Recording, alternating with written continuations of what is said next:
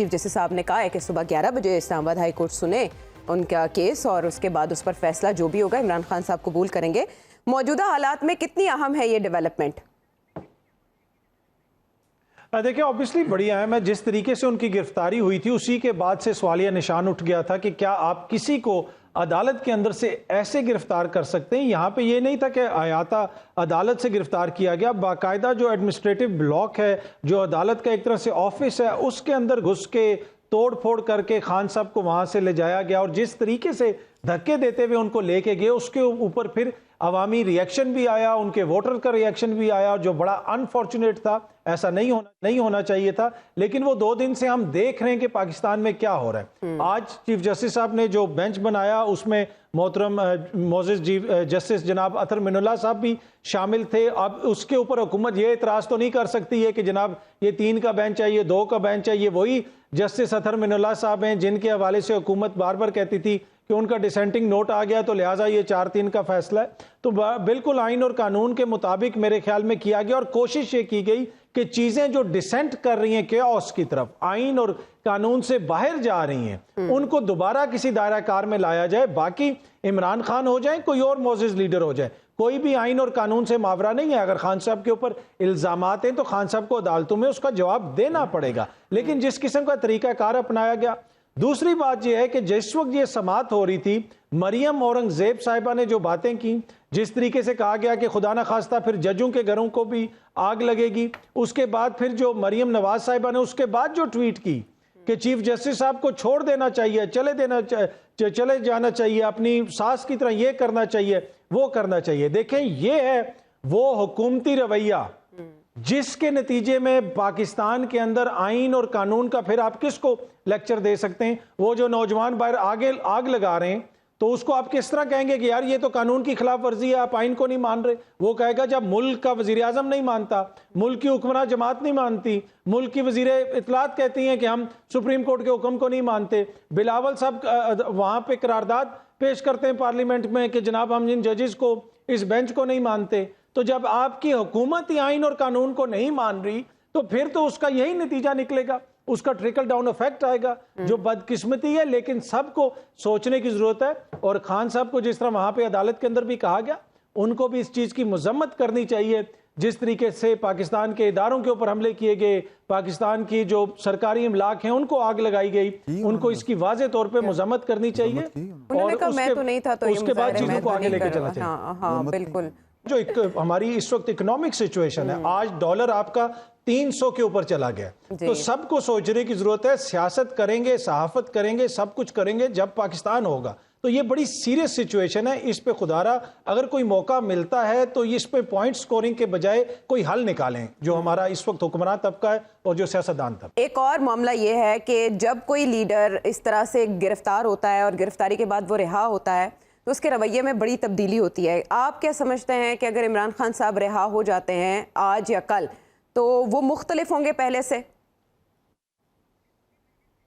نہیں, مجھے نہیں لگتا کہ وہ مختلف ہوں گے, اس لیے کہ عمران خان کے ساتھ جو کچھ ہو رہا ہے وہ کل سے یا پرسوں سے شروع نہیں ہوا. وہ اس وقت شروع نہیں ہوا تھا کہ جس وقت رینجرز نے اندر گھس کے عمران خان صاحب کو وہاں سے جس طرح گرفتار کیا اور پوری قوم نے دیکھا, وہ وہاں سے شروع نہیں ہوا تھا. یہ سلسلہ 1 سال سے شروع ہے. کیا آپ کو آج تک پاکستان کی تاریخ میں اس طرح نظر آیا کہ اس طرح دہشت گردی کے مقدمات ہو رہے ہوں؟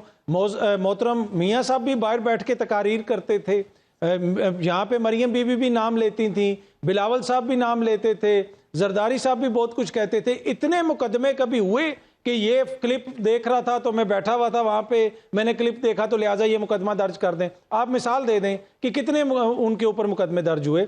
کیا ان کو اس طرح ان کے اوپر قاتلانہ حملہ ہوا؟ کیا اس قسم کا ان کے گھروں پہ سلوک ہوا؟ کیا ان کے گھر کا گیٹ توڑ کے اندر پولیس گری؟ نہیں, میں اپنی بات تو ختم کر لوں نا. مسئلہ آپ کا یہ عمران صاحب کہ آپ بہت جذباتی ہو جاتے ہیں. کوئی مسئلہ نام ہے نا اس لیے چلنے دیں.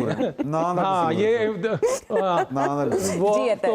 آئین اور قانون کے مطابق چلنے دیں, کوئی مسئلہ نہیں ہے. نہیں کرتے میاں صاحب کو ہم کچھ بھی, پیغام رہے ہیں. میں صرف مثال دے رہا ہوں, ان کے اوپر ہم کوئی نہیں کرواتے. اچھا مسئلہ یہ ہے کہ میاں صاحب کے اوپر کتنے مقدمے ہوئے اس طرح کے کہ آپ دیکھیں, تو مجھے نہیں لگتا کہ جناب وہ اس سے کوئی نئی چیز ان کے ساتھ ہوئی ہے. یہ ایک پوری ان کی جماعت کے ساتھ ہو رہا ہے. آپ اگر پرویز الہی صاحب کو دیکھ لیں کہ پرویز الہی صاحب جیسا پرو اسٹیبلشمنٹ بندہ بھی ادھر آ کے انقلابی بن گیا, ان کے گھر پہ جو کچھ ہوا اس کو بھی عدالت نے کہا کہ وہ اللیگل چھاپا تھا, لیکن اس اللیگل چھاپے کے نتیجے میں مزید دہشت گردی کے مقدمات پرویز الہی صاحب پہ درج کر دیے گئے, جس میں سے آج ایک مقدمے میں ضمانت خارج ہو گئی. تو اس سے آپ اندازہ لگا لیں کہ 1 سال کا مسلسل ہے, اس میں مجھے نہیں لگتا کہ اس ایپیسوڈ سے کوئی ان کا رویہ چینج ہوگا. لیکن میری یہ ہوپ ہے کہ جو ہماری پولیٹیکل کلاس ہے ان کو اوور آل ایٹیچیوڈ چینج ہو.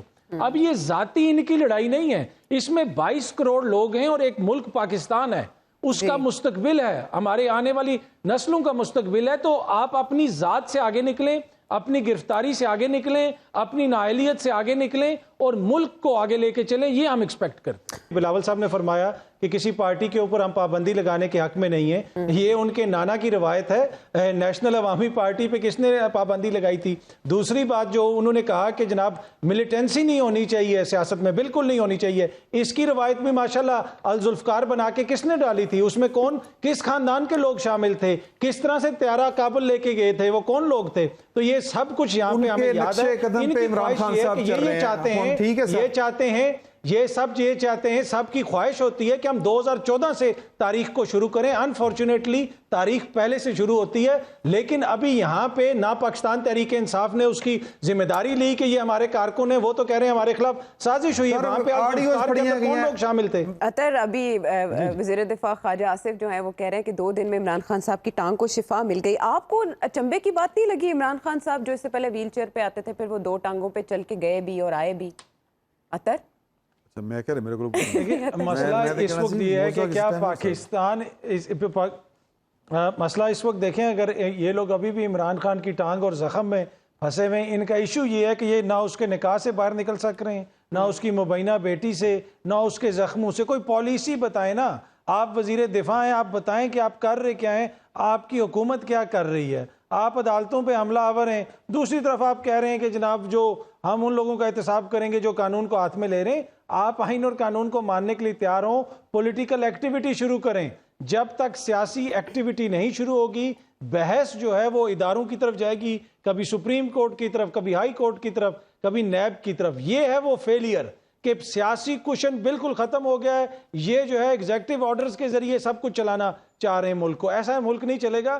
خان صاحب کی ٹانگ کو اللہ تعالیٰ جو ہے وہ شفا دے, اسی طرح میاں صاحب کو بھی اللہ شفا دے, اور یہ لوگ پاکستان کے جو معاملات ہیں ان کو لے کے آگے چلیں. دیکھیں, اگر میں صرف چھوٹا سا ایک جملے پہ کروں گا, دیکھیں خان صاحب 4 سال پہلے وزیر اعظم بنے تھے, تو 4 سالوں میں اگر جلن دور نہیں ہوئی تو 4 ماہ میں سوجن کس طرح دور ہو جائے.